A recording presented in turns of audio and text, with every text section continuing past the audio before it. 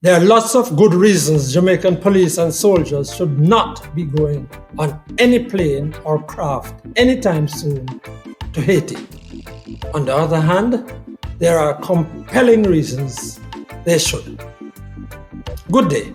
Thank you for joining us for this, the 83rd episode of the Frankly Speaking Jamaica podcast.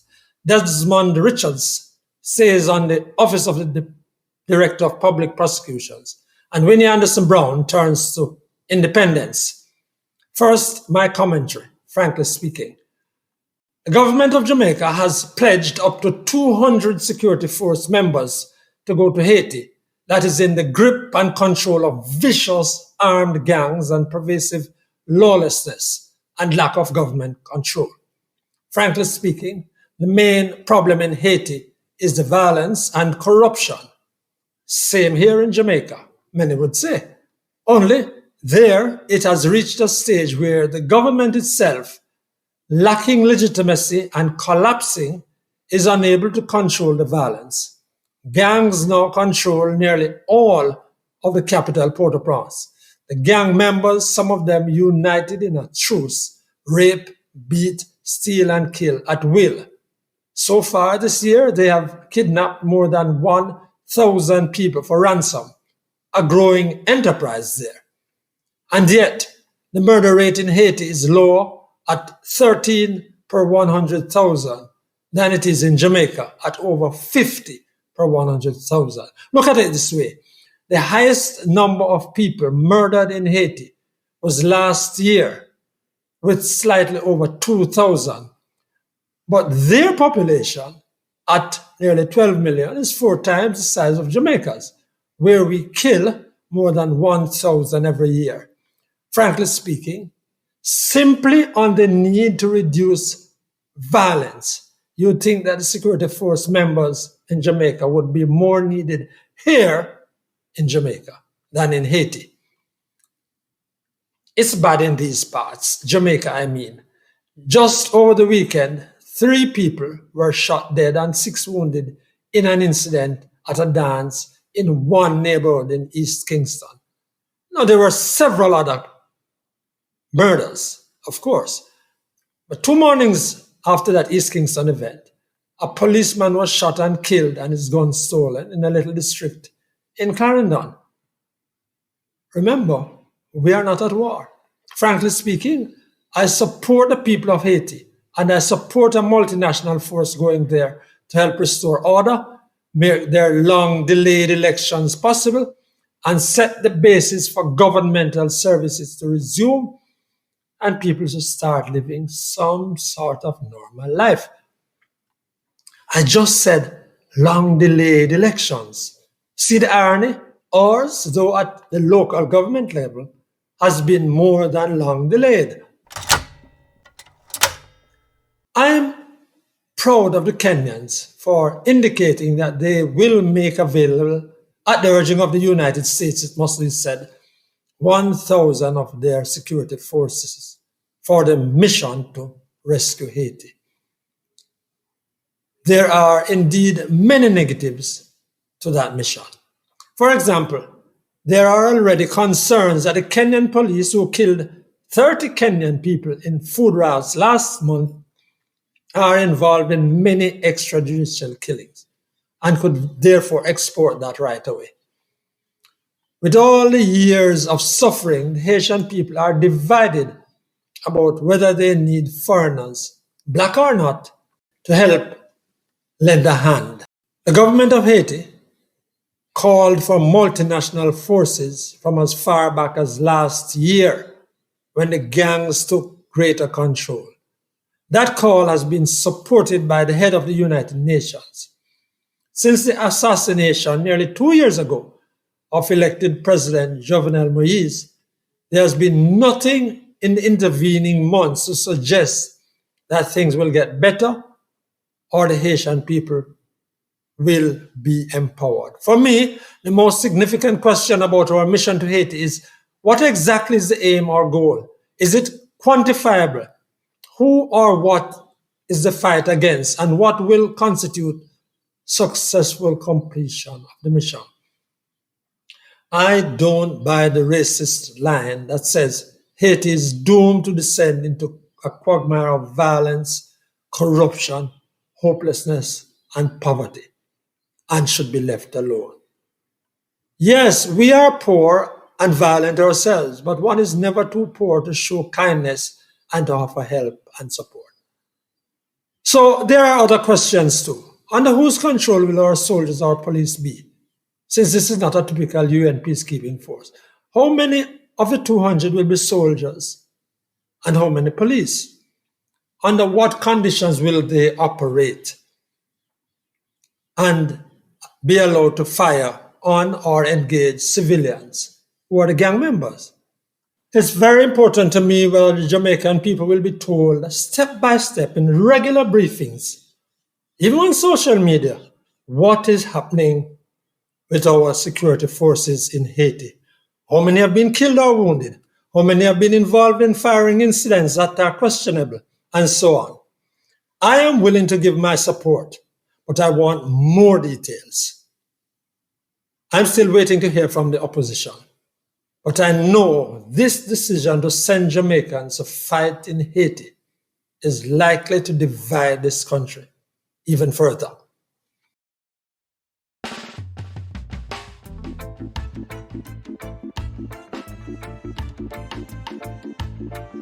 Here now is Desmond Richards. So, the Prime Minister has told us that it is now up to the Director of Public Prosecution to decide whether or not she is going to take up the position or to continue as Director of Public Prosecution. No, that is not so at all. When they went to the Parliament and changed the Constitution, that by itself is a breach of contract, breach of the Director of Public Prosecution contract, because no consultation was held. And therefore, by just going to the Parliament and extending the age of retirement, that is a breach of the contract, right? And I don't believe that the Prime Minister has had no consultation with the DPP. No, I don't believe that. Because the Prime Minister is fully aware of what he is doing. This is not something that was necessary, you know.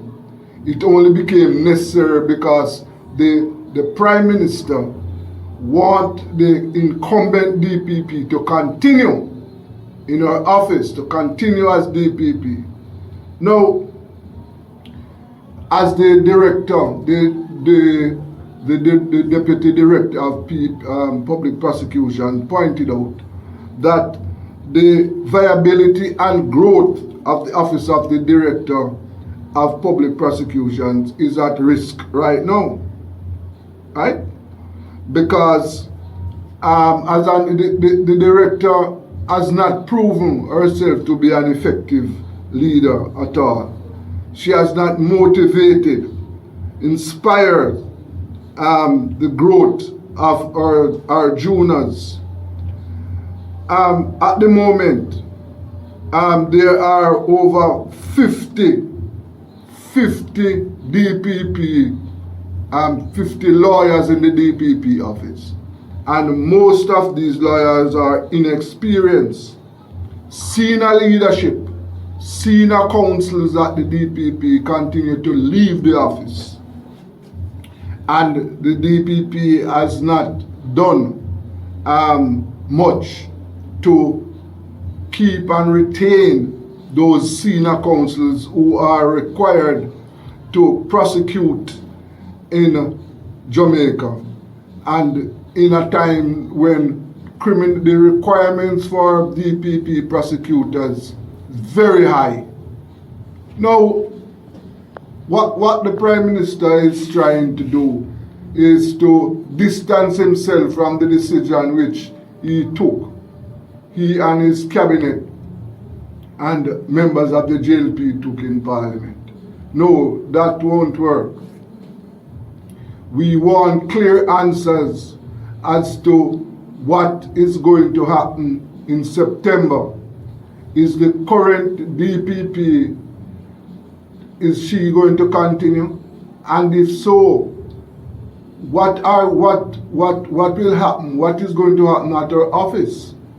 Clearly, there is discord at the office. That's Desmond Richards, journalist and founder of Rebel Radio Jamaica. And now, educator and health facilitator, Winnie Anderson Brown. This is a time of year to celebrate what is good about Jamaica, what is wonderful about Jamaica. Since independence, we have many challenges. But today, I just want us to look at the best of us, the good things about us, and try to multiply those things. Try to enjoy those things. Have you ever done anything good while feeling bad? Feeling good is very important. So when we feel good, we do good. So let us focus on the things that we do that are good and try to multiply those and help others to do the same. So the more good that we do is the better we feel about ourselves. And the better we feel about ourselves is the more good that we will do. So I encourage us to find something good and great to celebrate. Smile with our neighbors. Tell a good story. Share whatever we have. And remember that together we are strong. Together we are powerful. And together as a nation, if we will only focus on the good in us and multiply the good in us, we can be a force for good. And as we enjoy independence, let us remember the good in us. That is what will help to make us even better. That's Winnie Anderson Brown. Thank you for joining us yet again on the weekly Frankly Speaking Jamaica podcast. Please like, share, and subscribe if you haven't done so yet. On behalf of Desmond Richards and Winnie Anderson Brown, I'm Franklin McKnight, wishing you a safe and happy independence. Until then.